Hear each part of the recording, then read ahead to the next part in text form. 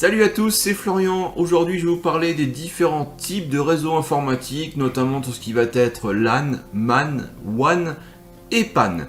Alors, avant de rentrer dans le vif du sujet, il faut d'abord se rappeler ce que c'est un réseau. Eh bien, un réseau, c'est plusieurs machines qui vont être capables de communiquer entre elles grâce à des interconnexions.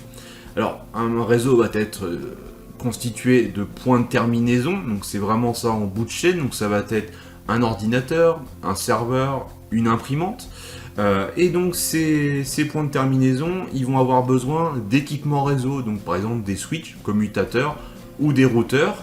Et donc tout ce beau monde va être relié par un support, donc qui va être en fait un moyen de transport. Et donc ça va être par exemple du Wi-Fi pour le sans fil, pourquoi pas même du Bluetooth. Et si on veut prendre un petit peu plus des cas concrets au niveau réseau informatique, eh bien des liaisons RJ45, donc de l'Ethernet avec des câbles, voire même aujourd'hui de la fibre optique. Donc grâce à ces trois éléments, eh bien, on va pouvoir constituer ce que l'on appelle un réseau informatique. Sauf qu'il y a plusieurs types de réseaux informatiques avec notamment une portée, une étendue différente, ce qui va permettre d'avoir des réseaux plus ou moins étendus d'un point de vue géographique. Donc c'est pour ça qu'il est important de connaître les différents types, même si finalement au quotidien on entend surtout parler de LAN et de WAN, mais je souhaitais également vous présenter le MAN et le PAN un petit peu plus à titre indicatif. Alors si vous êtes prêt et que le sujet vous intéresse, n'hésitez pas à vous abonner si ce n'est pas déjà fait et à passer à la première partie de cette vidéo. Commençons par le LAN qui signifie Local Area Network, et donc le LAN c'est ni plus ni moins qu'un réseau local. Et si on veut prendre un exemple concret, eh bien un LAN c'est le réseau de votre domicile ou c'est le réseau également de votre entreprise, donc au niveau d'un bâtiment, au niveau d'une habitation. Donc c'est vraiment une portée de quelques mètres ou de quelques centaines de mètres. Donc voilà ce que l'on appelle un réseau local. Sur ce réseau local, les communications vont être assurées généralement via des câbles Ethernet, donc au format RJ45, ou des fibres optiques, voire même de connexions sans fil, donc avec le Wi-Fi qui est omniprésent autant que les câbles, si ce n'est plus. Et donc dans ce cas-là, on parlera de WLAN pour Wireless Local Area Network, mais ça reste un réseau local. Alors pour prendre un petit exemple, eh bien, je vous ai fait quelques beaux schémas comme j'en ai l'habitude. Et bien on va avoir ici un LAN en vert, qui est le réseau de mon domicile, où j'ai ma box qui est reliée en filaire à un ordinateur 1. J'ai mon ordinateur 2 qui est connecté en Wi-Fi, mon smartphone qui est connecté en Wi-Fi. Et bien tout ça, ça forme un LAN, ça forme un réseau local. Ce qui est côté Internet, ce qui est de l'autre côté de cette limite, eh bien ce n'est plus le réseau local, c'est autre chose. Et je vais revenir là-dessus un petit peu plus tard. Un autre exemple, c'est un petit réseau d'entreprise, où on a une agence avec quelques ordinateurs reliés en filaire sur un switch, lui-même relié sur un autre switch, et on a un troisième switch ici, où l'on retrouve un serveur. Tout ça est relié sur un routeur qui va permettre d'accéder à Internet. Et là encore, le réseau local, il est vraiment au niveau de la zone verte qui est ici, à l'écran. Donc voilà pour ce qui est d'un réseau local. Passons maintenant à la notion de MAN. Alors un réseau MAN pour Metropolitan Area Network, eh bien c'est un réseau qui va s'étendre un peu plus puisqu'il va être à l'échelle d'une ville entière. Donc là on parle plutôt d'un réseau à l'échelle sur plusieurs kilomètres, voire plusieurs dizaines de kilomètres. Et en fait ça va être une interconnexion de LAN, donc une interconnexion de réseaux locaux qui vont pouvoir permettre de former un réseau MAN. Alors l'interconnexion entre ces différents LAN, elle va être effectuée physiquement grâce à des liaisons fibre optique. Donc ça on va vraiment parler d'interconnexion très haut débit et même de dorsale haute capacité. Donc le terme en anglais c'est backbone, c'est un terme qui est couramment utilisé notamment chez les opérateurs. Et donc si on veut prendre l'exemple d'un MAN, eh bien on imagine une entreprise qui a 3 agences dans la même ville, et ces 3 agences vont être reliées entre elles par l'intermédiaire donc ici de liaison haut débit, ce qui va permettre de constituer un MAN. Et donc ce MAN va permettre par exemple aux ordinateurs qui sont sur l'agence numéro 3 eh bien, de communiquer avec le serveur qui est sur l'agence numéro 1 ici. Donc ça va permettre de créer vraiment un réseau étendu au niveau de plusieurs bâtiments qui sont on va dire situés dans la même ville et de permettre le partage de ressources. Intéressons-nous maintenant au réseau WAN, donc pour Wide Area Network. Donc là, c'est un réseau qui est étendu à l'échelle d'un pays, voire même d'un continent, puisque l'on parle d'un réseau qui va s'étendre sur plusieurs centaines, voire plusieurs milliers de kilomètres. Donc l'exemple le plus frappant, eh bien, c'est Internet, qui est un réseau WAN public que tout le monde peut utiliser, à condition bien sûr d'avoir l'abonnement qui va bien.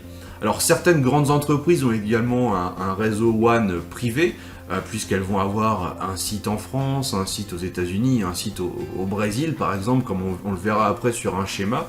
Et donc sur un réseau WAN, les interconnexions elles ne vont pas être effectuées avec des câbles RJ45. Là on exploite vraiment d'autres technologies, enfin on est toujours sur de la fibre optique, mais on va s'appuyer sur des infrastructures beaucoup plus importantes comme les câbles sous-marins qui permettent de relier notamment les continents entre eux. On peut aussi éventuellement s'appuyer sur des liaisons satellites et sans oublier eh bien, en fait, les liaisons cuivre, donc les fameuses lignes téléphoniques que l'on a encore chez nous si on n'est pas passé à la fibre optique. Et donc je fais référence ici à tout ce qui est ADSL, VDSL et SDSL qui vont permettre de créer des réseaux WAN.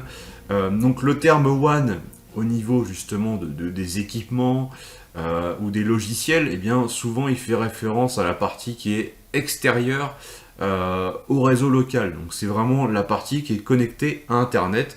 Vous pouvez même avoir un routeur à la maison avec la partie LAN. Donc là c'est vraiment les connexions pour votre réseau local, pour votre NAS, votre PC, votre imprimante, et une interface qui peut être estampillée WAN pour dire que ça c'est la connexion au réseau WAN et donc c'est la connexion qui va mener à Internet. Donc si on reprend l'exemple de tout à l'heure, on a le réseau d'entreprise qui est en vert, donc qui est le réseau local, le LAN, et on a à droite la connexion au WAN, en l'occurrence à Internet. Maintenant je vais prendre un exemple un peu plus large, on va dire, où là, une entreprise, donc elle aurait plusieurs sites répartis à différents endroits du monde, interconnectés grâce au réseau WAN. Et donc ce réseau WAN va s'appuyer sur différentes technologies pour permettre ces communications. On va parler notamment de réseaux MPLS, voire même de SD-WAN. Maintenant c'est un peu plus tendance et ça tend à remplacer le MPLS. Et on peut aussi donc utiliser ce que l'on appelle des VPN pour interconnecter ces sites, voire même pourquoi pas de la connectivité 5G, enfin tout un tas de technologies, ou même la fibre optique, comme je l'ai évoqué précédemment. Donc c'est un mélange de tout ça, de protocoles et de supports de connexion qui vont permettre de créer ce que l'on appelle des réseaux WAN. Terminons par les réseaux PAN, donc là on va dire qu'ils n'ont rien à voir en soi avec ce que l'on vient de voir, puisque là on est vraiment sur un réseau à l'échelle d'une personne. Alors qu'est-ce que ça signifie ? Eh bien en fait c'est tout simplement, c'est vous avec votre ordinateur qui va être relié à une souris Bluetooth par exemple. Donc là on a un réseau finalement entre les deux équipements qui est via le Bluetooth, ou une souris connectée en USB à votre ordinateur, ou votre smartphone qui est connecté à une enceinte sans fil. Et donc là ça permet de créer ce que l'on appelle un réseau PAN, puisque c'est vraiment un réseau qui est à votre échelle à vous et qui ne va pas plus loin. Donc pour cela on va s'appuyer comme je disais sur de l'USB, du Bluetooth, on a aussi la NFC, le Zigbee donc, qui est un protocole utilisé par certains objets connectés, puisque oui tout ce qui est réseau PAN finalement c'est aussi très lié à tout ce qui est nouvelles technologies et objets connectés. Et on a également l'infrarouge. Alors pour schématiser tout ça, je vous ai fait cette image suivante où là on a un joli réseau PAN avec un ordinateur qui est relié en filaire à un clavier, relié en filaire à une souris, et qui a une connexion Bluetooth sur un smartphone. Donc là on peut dire que j'ai mon réseau, mon réseau personnel en fait qui est schématisé. Et bien voilà, dans cette courte vidéo totalement théorique, et bien nous venons de voir les différents types de réseaux avec surtout leur portée géographique. Donc il existe d'autres types de réseaux un peu moins répandus, comme le GAN, Global Area Network, qui est vraiment le réseau au niveau mondial et qui fait référence vraiment à Internet en fait. Mais surtout ce qu'il faut connaître finalement, c'est surtout le LAN et le WAN, bien faire la distinction entre les deux, puisque c'est vraiment quand on travaille dans l'informatique, c'est vraiment à ces deux réseaux, ces deux types de réseaux que l'on fait référence. Donc c'est important de connaître finalement la distinction entre les deux. Donc on a vraiment le réseau local d'un côté, où c'est à petite échelle, au niveau voilà, d'un bâtiment. On va utiliser plutôt du Wi-Fi, des câbles Ethernet RJ45 ou de la fibre optique. Et après on a la partie WAN, où là on va vraiment partir sur des choses telles que des liaisons cuivre, des liaisons fibre optique. On va exploiter éventuellement les liens sous-marins entre les continents. On va s'appuyer sur du VPN, sur du MPLS, du SD-WAN. Enfin, on est sur d'autres technologies. Il faut vraiment associer tout ça à la partie WAN.